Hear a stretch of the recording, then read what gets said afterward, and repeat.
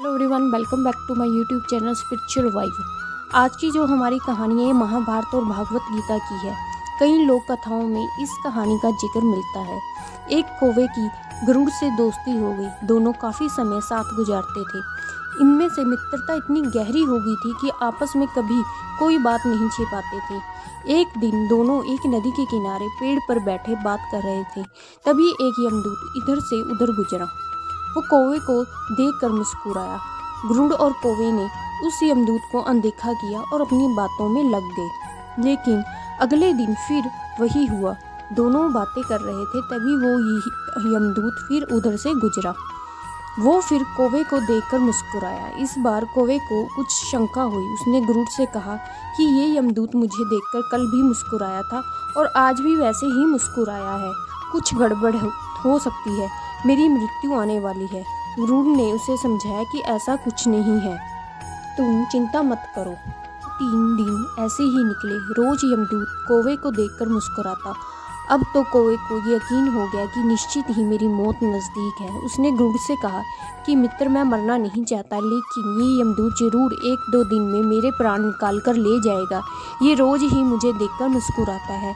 गरुड़ को भी लगा कि हो सकता है कि कौवे का शक सही है। उसने कौवे को धैर्य बंधवाया। गरुड़ ने कौवे को कहा कि तुम चिंता मत करो मित्र, मैं तुम्हें यहाँ से इतनी दूर ले जाऊँगा, ये यमदूत तुम्हें दिखाई ही ना दे।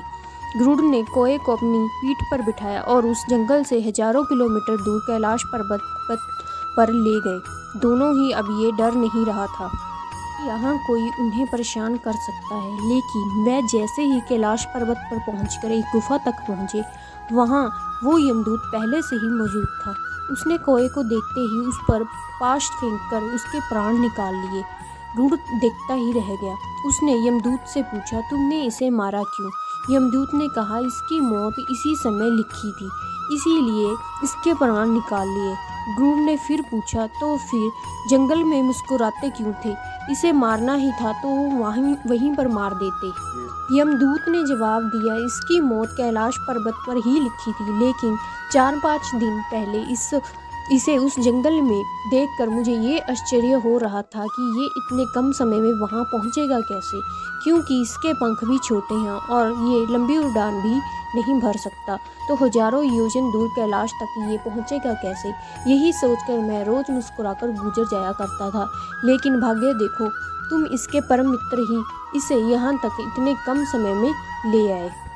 तो ये थी हमारी आज की स्टोरी। जीवन और मृत्यु भाग्य की ही बात है, इससे कहीं भी छिपा या बचा नहीं जा सकता।